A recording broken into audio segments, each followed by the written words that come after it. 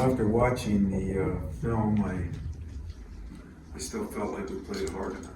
We short a bunch of guys. It's good to start now. No, we're good. We're good. You probably just move seats, everybody's confused. Huh? Yeah, Now just move seats, so everybody's confused. Throwing the equilibrium off. That's a shitable man. No. Okay, we'll start it then. You know, after watching it, I really did feel like we played hard enough. We had a couple of stretches, and that's one thing I talked to my team about this morning, you know, like an 8-0 run, you know, where you give up 2 threes and you miss 2 free throws in a minute and a half. We can't have those, a 6-0 run where they make 2 shots and then we come down and take a bad shot, 25 seconds left on a shot clock. Which means, as I told AJ, he's got to run our team a little bit better and do a better job of that. I think now we play a team that's won 4 out of 5, and because of the COVID thing, has gotten a lot of rest. I don't know if that's good or bad. I think they haven't won a game in 11 days, you know. And but Fran's team's coming in here, the best offensive team in the league by a long shot, shooting the best. You know, a kid like Murray is getting to be every bit as good as his brother, who was the 5th, 6th pick in the draft, and they're getting a lot of ball out of a lot of players. I think their center, Ibaka, has really done a good job. He's been in the program now a year, and I think he's a 5th-year guy. His son Connor has improved his shooting enormously, especially since the first year, but he too is a 6th-year guy, so they got some experience. They've gotten pretty good guard play, and then there's rumor that his other son Patrick may come back, which would be great for Patrick. I mean, this kid's been through hell with everything he's gone through, and you know, I guess that's one thing I would say. I hope he does come back, and I hope he gets back playing. We, on the other hand, Tyson, I think, is back 80%, 90%. I mean, he's good. Just a little weakness from the 2-3 days when he didn't eat, but he started eating yesterday, so that was encouraging, and hopefully he'll get back today and practice. Malik, you know, we're hoping we'll practice a little bit today. How much? Your guess is as good as mine, but at least he's on the slate to be able to practice a little bit. That would be big, you know. So I think we're in a pretty good spot as far as our health goes. I think we're in a pretty good spot now. We got a day off in the last 16, and that'll give us a little bit of a break. I think Iowa is a team that they have multiple parts to them because they're interchangeable a lot. They run a lot of motion stuff. You know, after losing their first 3 conference games, they really turned it around. They lost their first 3, and I think they were 21 down to Indiana, and then came back. Their seasons kind of has changed and turned. And last 5 games, you know, with a big win at Rutgers, as I said, they're really playing a lot better. And Murray, now he's leading the league, but I think he's probably one of the better ranked guys in the whole country at 23, 24 points a game. Questions?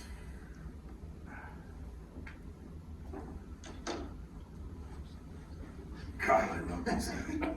Why ruin it? Why don't we go without a question? Well, I'll go have a pizza and call it a day. Good way to do something different. I'm wondering, you know, you kind of went back and looked at that film. When you mentioned it after the game a little bit too, about putting a guy back in with 2 fouls at the end of the first half. When you say you're going to rethink that, is that partly because of the roster? And how did you develop the philosophy? Because that's pretty much been persistent throughout your career with 2 fouls. I think it's persistent with most coaches. I really do. I'm not saying all.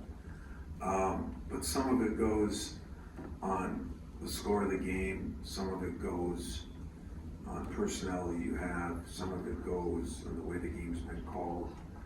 But I would say that's a fair statement that most of my career I have done that. You know, it's, I'd say there's been a couple times, I don't know if that game was one where I regretted doing it.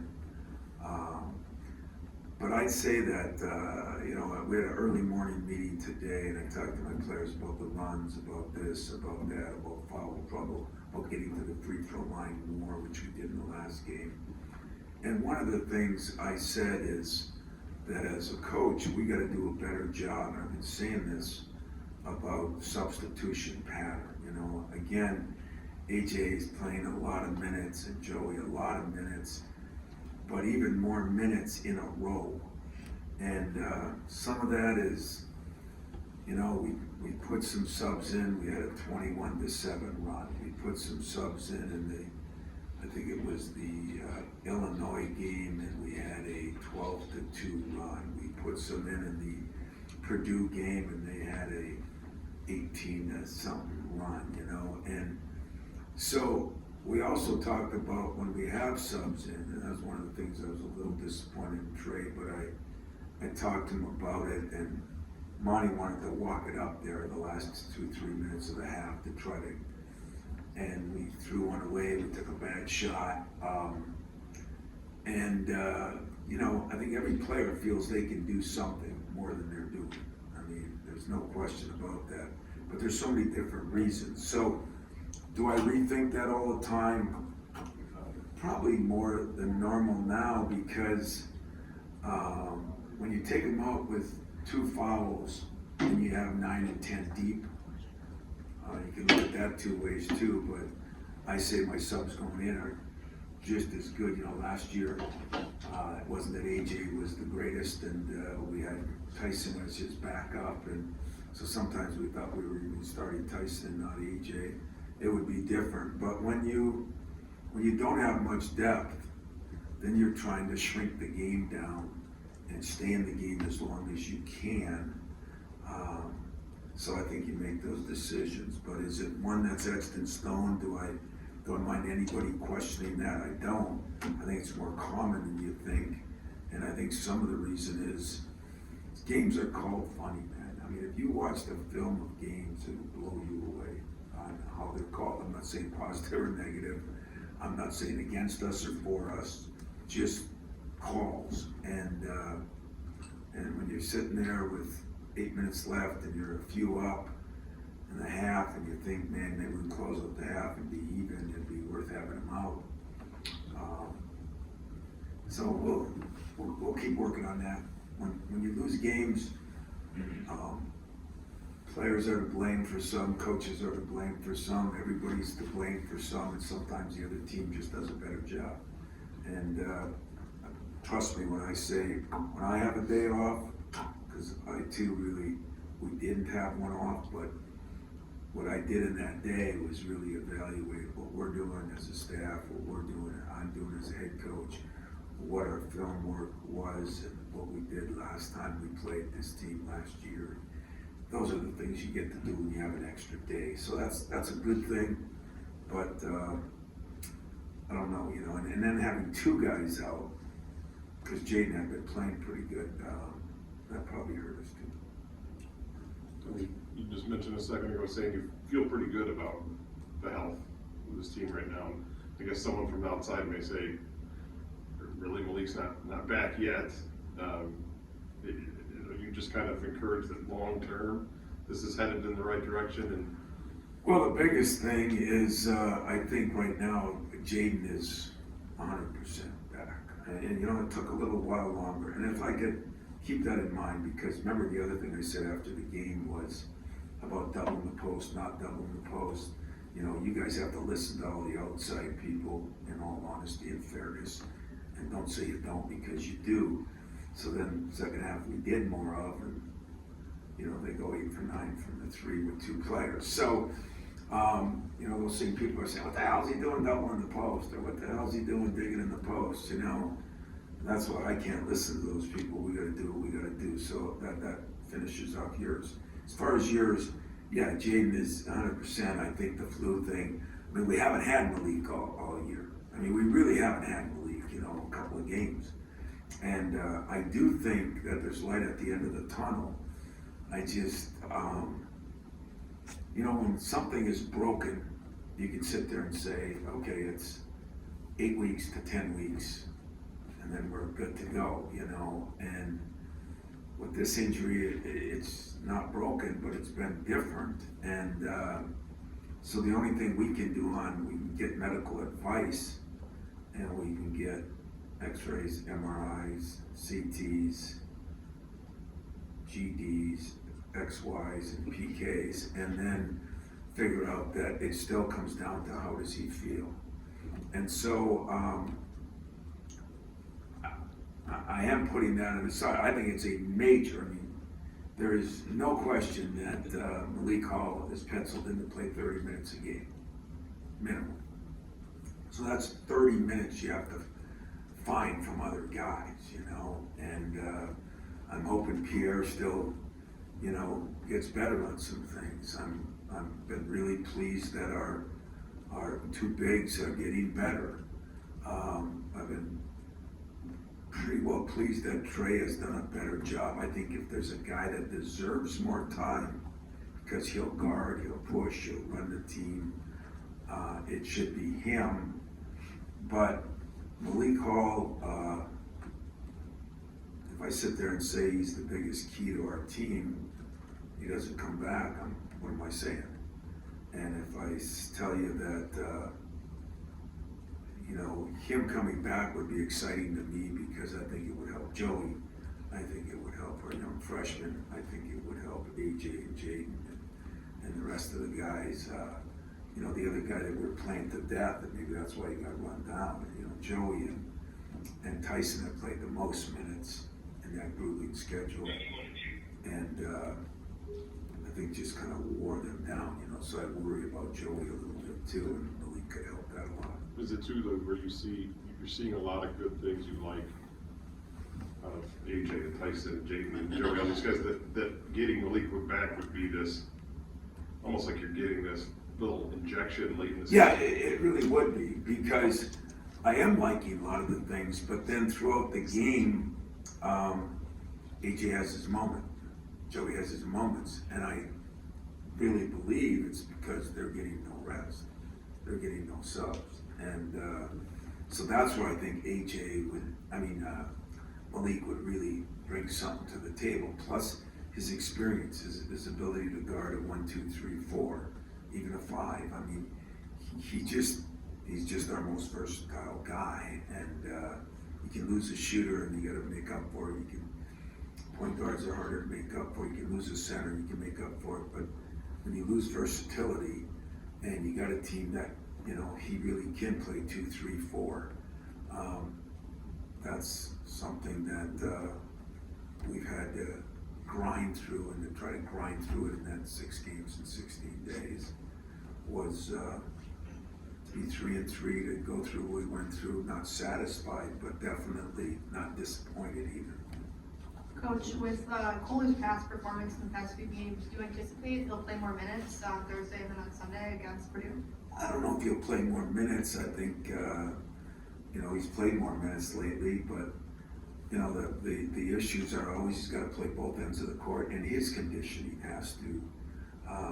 When you don't get the practice during that 3-week period, it's hard to get anybody in better shape. And he's a guy that has to continuously get in better shape, but he's definitely showed what I thought he'd show early in the year. It's taken him a little time, part of the process.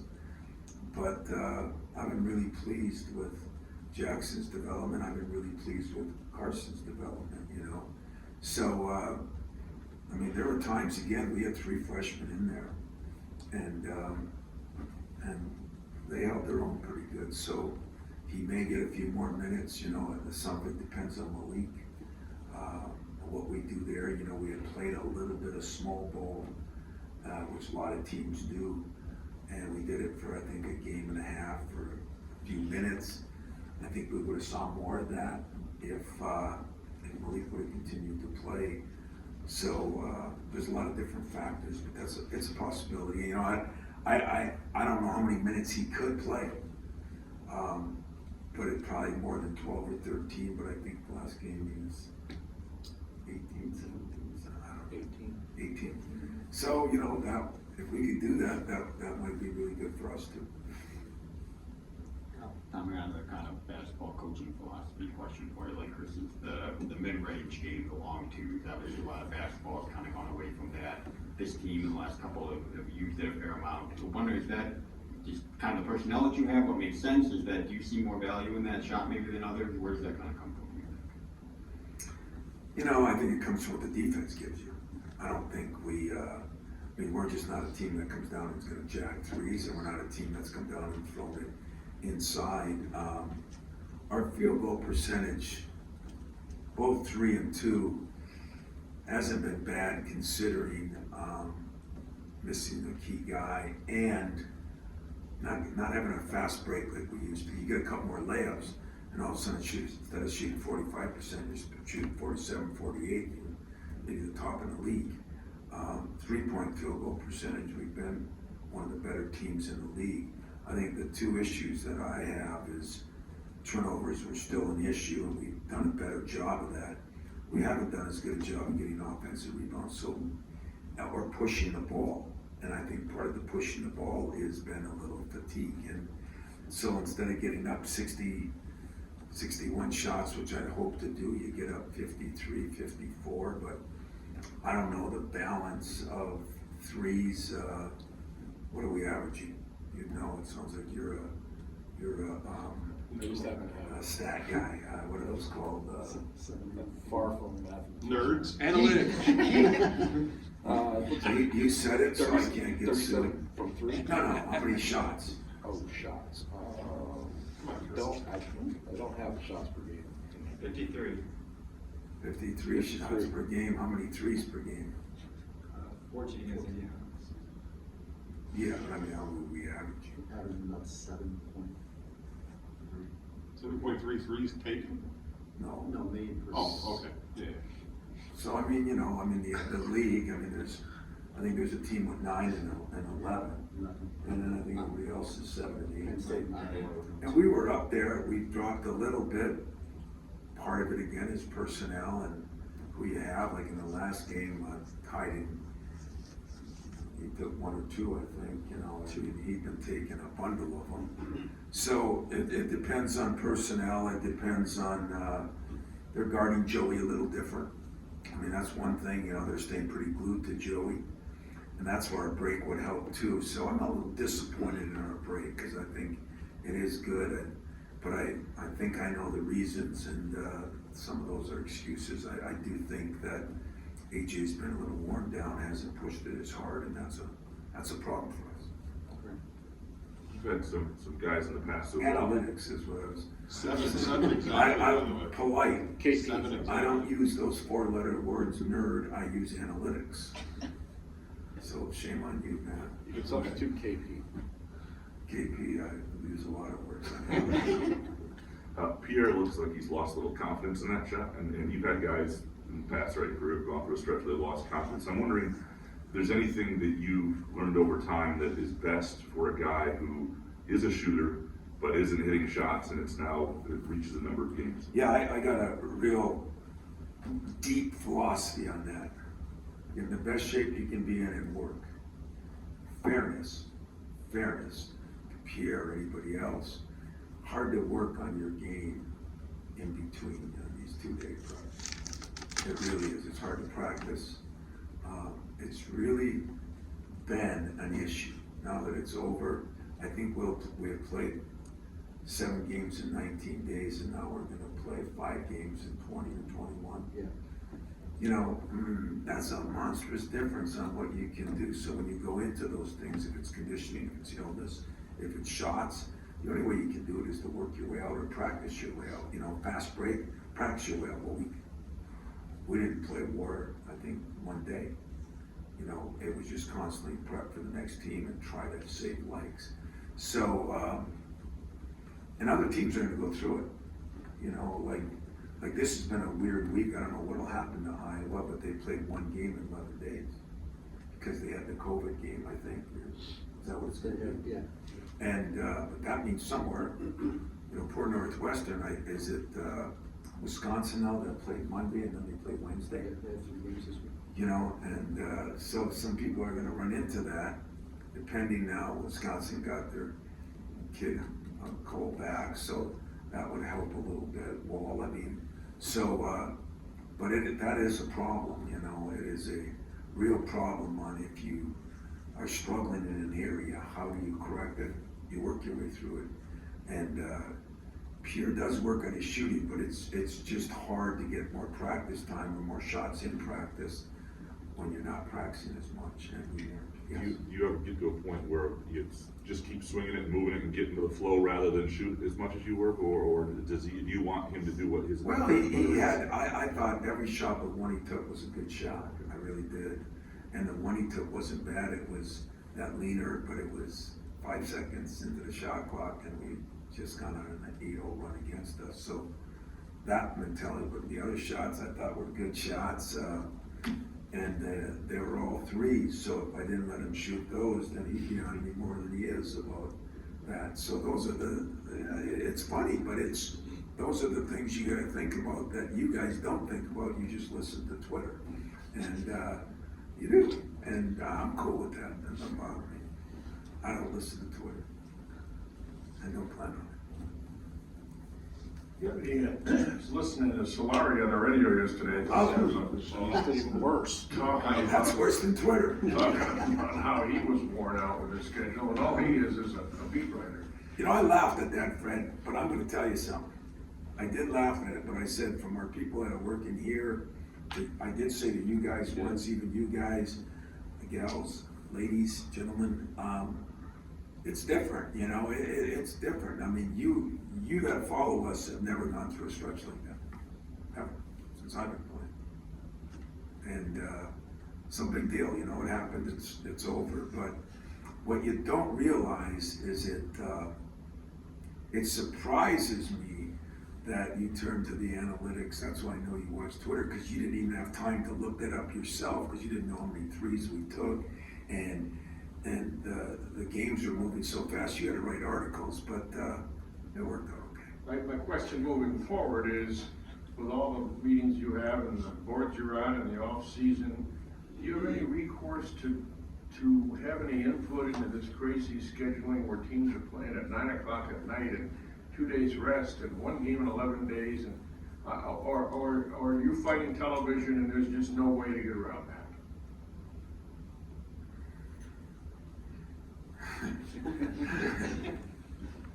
Says the TV guy. If we were over at Dagwoods right now, I would give you a really good answer. I'm going an hour.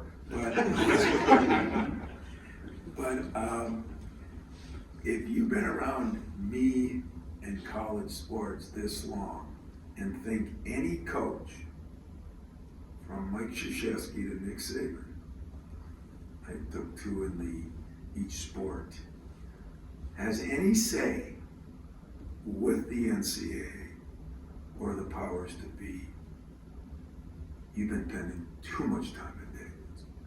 I'm serious about that. I mean, we do not have any say. We are boards. I mean, there's a lot more I could say on it. It's a shame that in a profession, whether it be media, you guys should have some say in what you are allowed to write, not allowed. Somebody else should make those decisions. We have a lot of people making, I mean, just think of it.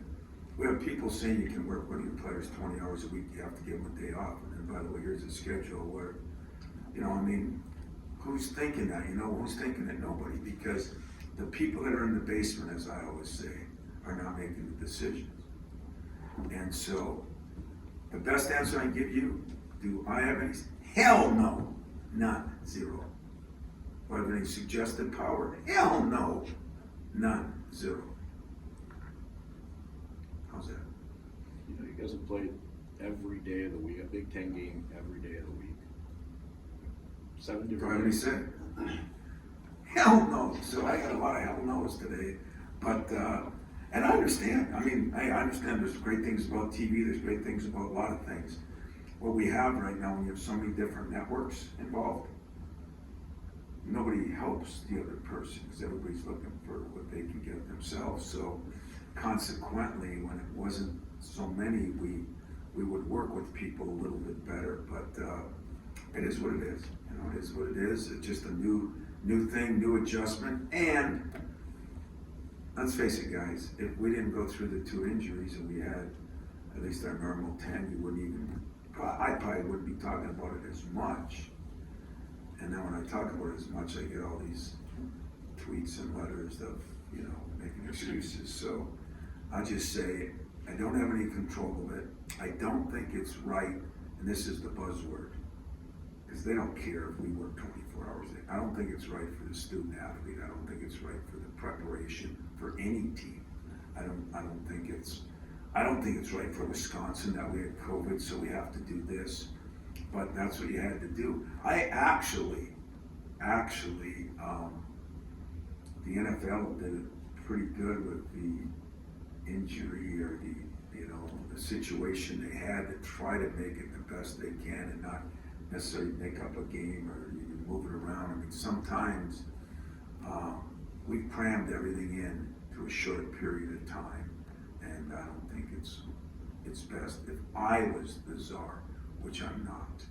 I don't want to make a big deal of this, but Indiana was using a lot of gyrations and raising the roof, and you called a timeout with 12 seconds left and the game over. Was any of that to remind your players this, or was that not related?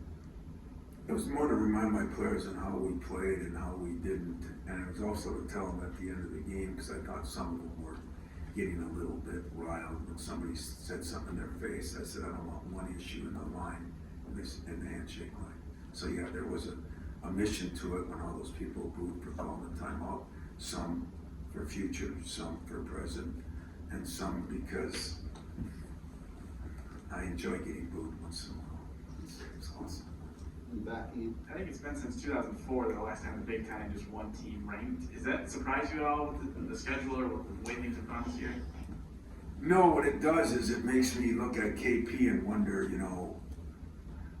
we went a long time where, in all fairness and honesty, we were one of a couple of Big Ten teams that played on the monster schedule early. And then I remember when John Beeline started doing it and we got more teams and then our league is, people can argue whatever they want. If there's a better league in the country, I'll bet my job on it. And so you're going to beat the hell out of each other, It's an interesting dynamic on what maybe could happen to the SEC football when they add these 2 teams in, but it still comes down to who you play once, who you play twice.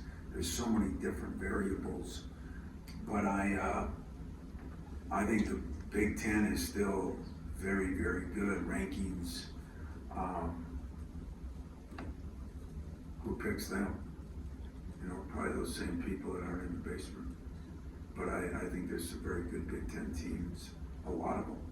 And yet the rankings, as we've always said, mean very little now unless it gets our fan base riled and Twitter people crazy. And other than that, it really does nothing to the coaches, to be honest with you. Tom, when Jaden came back, you said you wanted him to do like a good 3 days or most of that. When Malik first came back, same thing. With Malik coming back this time, would you want that same thing, or since it's a little different, he's an older guy, could he get by with a little less, or would it be the same path, you think? Yeah, the couple of things, Jaden, I was a little worried, lost some weight, this and that. I mean, Malik has kept everything up, number one. Number two is Jaden's injury was a little more severe. He had a surgery on it and this and that. But Malik has been running. He's been doing some things. He's just been under such complete do what you got to do. If he practices today, could he play Thursday? Sure, he could. That would be 2 days instead of 3. But that kind of goes on the field too, that he's been out longer. He's been out long enough for that injury. It's whether the re-injury of the injury was more a tweak or more of a problem, you know, and that's why I said I'm leaving that to the medical people and to him. But it's a funny question. It's a good question.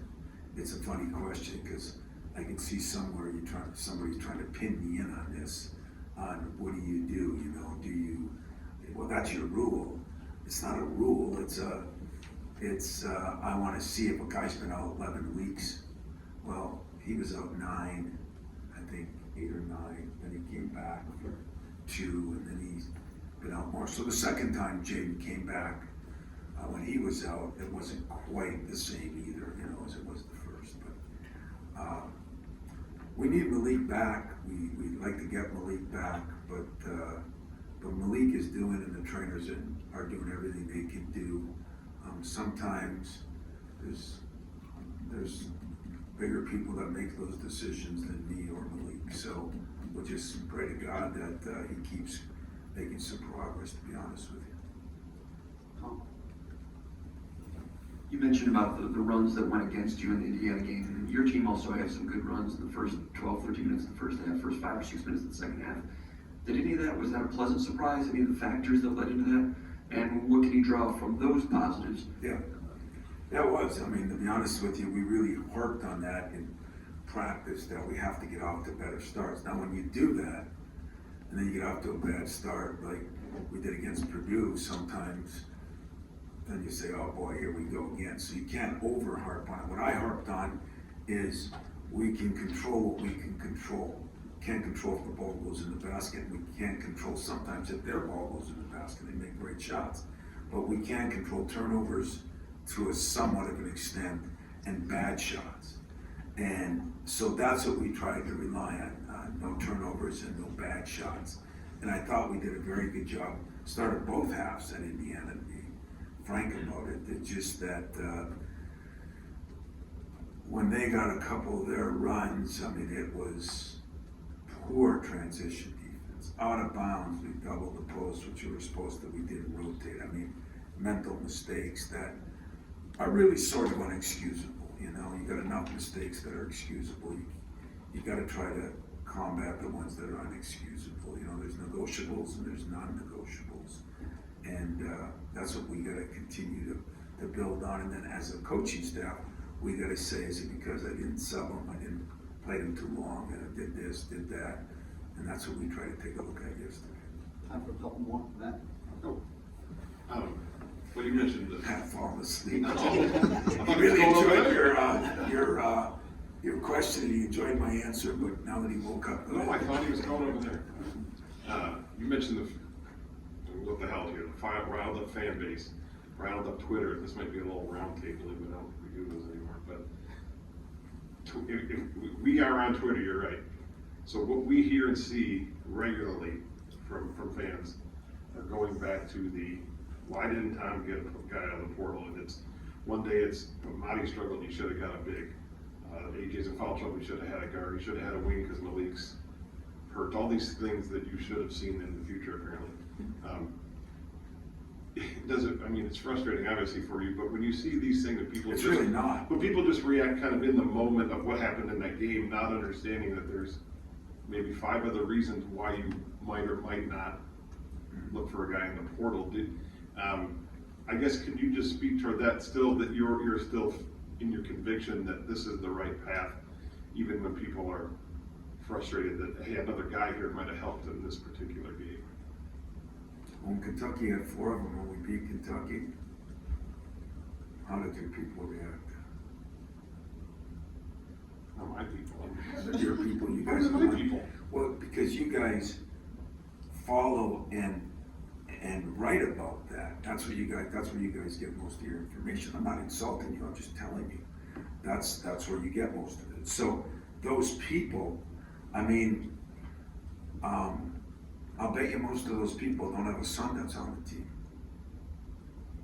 You know, we have you go into a home and you tell a person what you're gonna do, and then all of a sudden, you know, there is a process. Now, if they don't abide by the process and someone doesn't get better, I told you this, what's gonna happen, it'll happen here. There will be more pressure on kids. That's why I don't think it was good for kids. There will be more situations where the kids have a 3-year window now, this is the 3rd year, to do whatever they want and kind of not care about the coach, the school, or their teammates. Just leave whenever they want. Then there's gonna come a window where coaches are gonna say, okay, I thought you'd go from A, or from C, you know, coming as a freshman, you know, I thought by your sophomore year you'd be a good B player, which B players are very valuable. Oh, you didn't get to that? I'll see you later. You're right, we haven't done that. I haven't done that to kids. I didn't do it to kids last year. But I also, you gotta realize that if you all of a sudden have 12 players, if you bring in guys, those guys aren't transferring here to sit. So now you got team things, and most people don't care about that. And I do. If it's the doom of me, then it is. But, you know, you can't prepare for injuries. I mean, you could say, well, that's good, have some depth. Who has depth now? And some of these teams that brought in 4 or 5, and I could name them, but I won't. There's been more ups and downs in college basketball than you've ever seen. And I'll just tell you that in my day off yesterday, I worked, but in my day away from my players, I spent some time calling some former coaches. I spent some time calling some current coaches. You just couldn't believe what those people think of the system right now. It's not good. So all those people that are telling you to give up on a player, you know, you weren't very good when you started. You weren't. And neither were you. And neither were you. And neither were you. And neither was I. You weren't very good. You were not very good. So take your ego and stick it where the sun doesn't shine. You weren't very good. So what happens is there's a process. Next year you get a little better. And you know what happens? The guy you're interviewing trusts you a little bit more. So he gives you better answers. And then you get a little better. And then that thing goes on.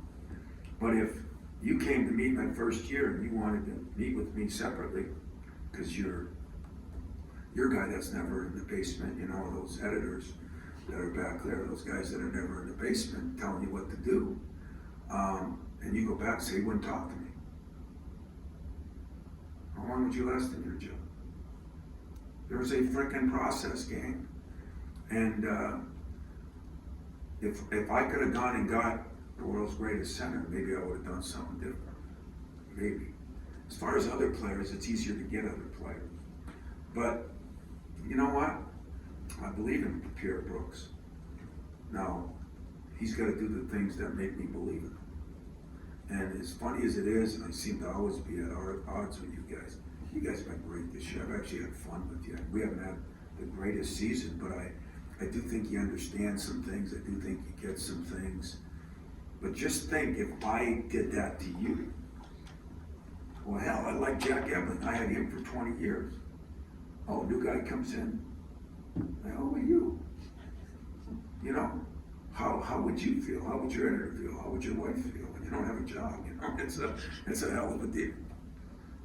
Mary Wright. It's a hell of a deal. And so, who says it's work for everybody? You know, that proof is in the pudding. And really, who says it's work for the players?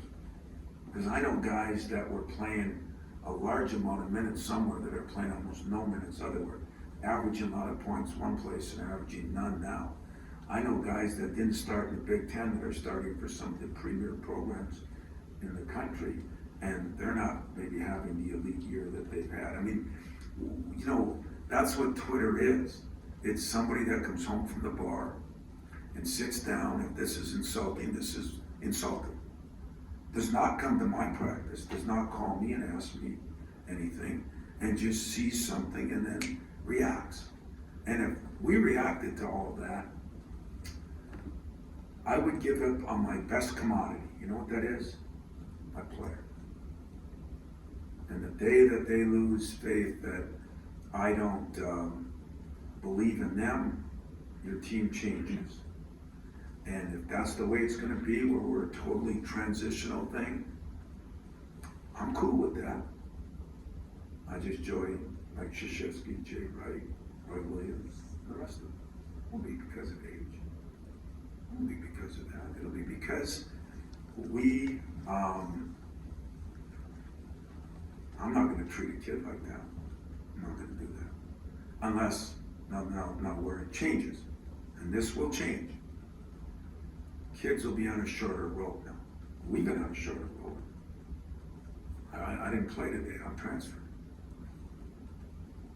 Now kids will be on a shorter rope, you know. Did you do everything you could do to be good enough? Because I need you to be good enough. And if you didn't, then I gotta replace you. So right now, for me, sure, I wish Jaden and I'd like to know, we'll never know, I'd like to know what games we would have won with Jaden and Malik here. I mean, anybody that goes through some serious injuries, I'd like to know where our football defense would be if our D-back and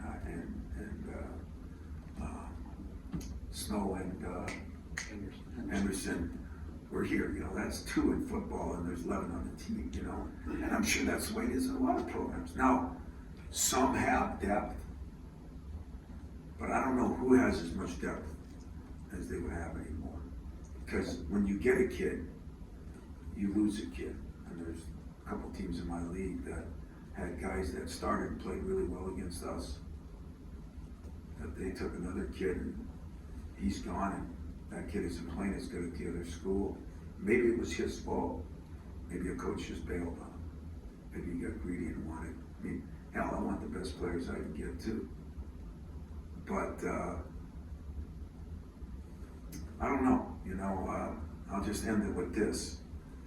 This has been a program of integrity. This has been a program of non-cheating. This has been a program of accountability, and it's been a program that the culture matters. The day that doesn't happen, you don't have to worry about me. But the day I listen to those people would be the same day that I walk into one of our hospitals and walk into the operating room and say, hey, I'm here to remove your appendix or do our open heart surgery on you. I mean, we are really getting crazy with this stuff. And I'm on a soapbox about it now because you're a good guy, Matt, and you've been through the process.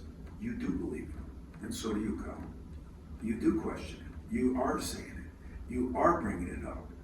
Well, do you think you have too many 2s or too many 3s?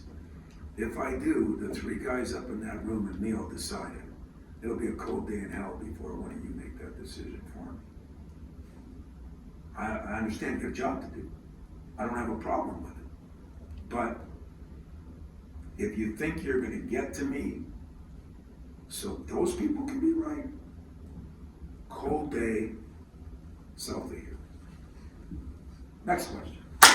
That's the last one. Well, this I'm is good. This is kind of a state of the game question. Yep. Along those lines, you know, you mentioned Rabraka earlier. He's and like you have Jason White, these guys that have transferred. I have Tyson Walker's better example. Right. All those guys have transferred up, and it seems like the college game now is getting older again in some ways. Well, you know, between the COVID years. Yeah, I'm just gonna say now. now. Do you gotta think, throw I guess that with COVID G League in. and everything else and all those things, they're taking some of those guys away. Does the college game now start to get older? I mean, and is it a good or bad thing? I don't know. Well, it's a bad thing for the younger guys. The guys coming out of high school that nobody's recruiting. It might be a bad thing for them, but Tyson Walker's a great example. You know, I also think that if you look at the year Tyson Walker's having this year compared to last year, it's because he's in residency for a year and he gets it under control, which I think still was the way to go, okay? My opinion. But we took Tyson Walker, you know, he moved up, we're fine with that. There's a difference between taking a player and taking, I mean, we got a lot of places taking 5 and 6 players, 7 and 8 players. We got places that 5 or 6 guys are leaving. Could happen here. When those things happen, I just say it's bad for the kid. And if anybody doesn't believe me, please believe me. It's, this is a pain in the butt for me. But I'm gonna get players. They're not bad. You know, I either got years left or I've had years to do it. I've gone through my stuff. Everything's good. They get 2, 3, and 4 years. And I keep saying, where are these guys that have transferred 4 times? Where are they gonna go back to get a job? Who's gonna help them? What fan base is gonna embrace them? What a bunch of those Twitter, People. I won't say it, people. They're gonna hire him? They're gonna feel good about him? Well, he left me, or he wasn't good enough when he was here. You know, it might go to that. Tell those people, talk to them tonight. It might go to that, you know? It just, and next year I might pick up 2 guys. I didn't say I'm not gonna do it. I'm gonna do what's best for my program, but I'm gonna stick to the base of what I built the program. You know, if we don't change as the world changes, then you become archaic, okay? Understand that, you know? But, you know, I do get a kick. I'm a big football guy, we all know that. I watch the NFL, I watch it, talk to my buddy Mary Eugene, I watch the young guns that come in and the passing and this and that. What do we have here coming up? Huh? We might have the greatest defensive team and the greatest running team in San Francisco. Still got to block and tackle. All these new high flying, they might work for a year. They did it in Los Angeles, and then all of a sudden, they don't even make it.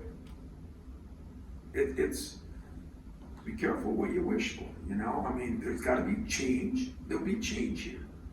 Will be change. I hope I don't get to the point where it's change at the expense of not giving a kid an opportunity, a fair shot when I promised him that in his living room. If I do that, that's when you should go at me on Twitter. Because someday that might be your kid. That's the way I look at it. And I'm not gonna let this program go downhill because I'm not gonna pick up somebody. But I'm not gonna throw somebody under the bus until he's proven he doesn't wanna do his thing. Is that window gonna be shorter? Is that leash gonna be shorter? 100%. The system created that. But am I just gonna do it for no reason? No, I'm not. So, blame me, people are mad at me. That's the way it is, but you know what I get to do? I get up in the morning, I feel damn good, just like when everybody put us through a lot of stuff here. Where I work, I feel damn good. I know who I coach. I don't feel as damn good about my profession. And I made that perfectly clear. Ain't changing.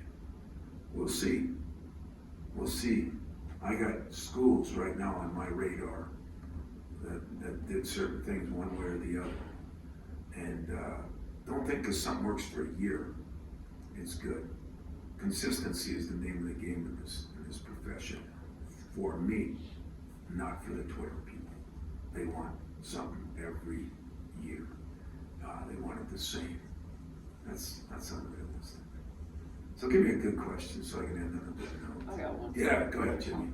Sissoko looked pretty good when he looked like he scripted an interior touch for him early in the game. Then later he might have rushed one back into traffic. But you see that there's some area for growth there and getting some interior touches. Yeah, you know, Monty isn't playing as well as he was playing early.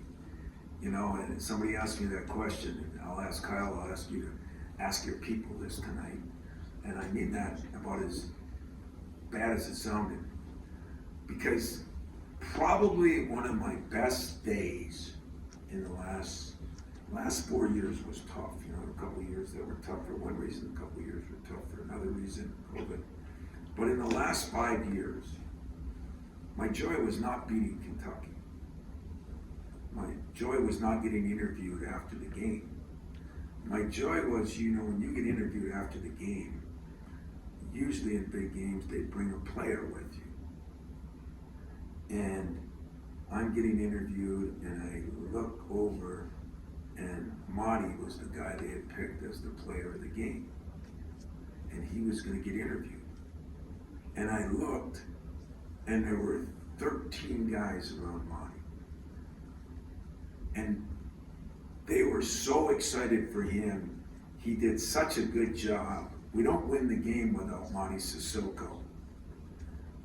But the minute he has a bad game, everybody wants to throw him under the bus. Listen, he's not. We have an incredible conference of centers right now. And Monty is not that yet. But we got to go to him more. He's got to perform a little bit better. He does some things that people don't see that he does very well. There is truth that he's got to get better in some areas that he was getting better in, that he lose a little confidence. And sure, but he had some games early where he had made monstrous strides. Now, some of the confidence that you talked about in shooters, you know those people that say that they're our fans, they're on Twitter and ripping our kid because he can't make a shot? You think that has anything to do with why he can't make a shot, or do you think it's the coach?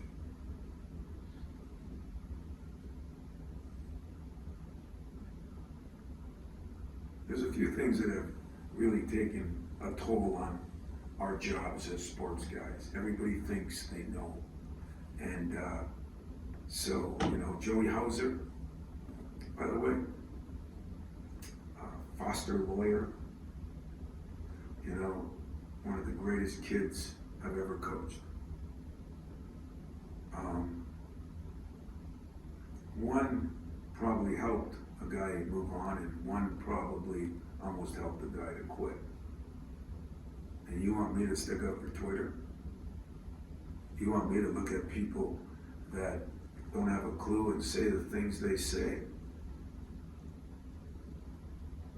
I struggle with that. So, Marty has got to get better. Every day he works to get better. Every day he does everything I can ask him. Some of it,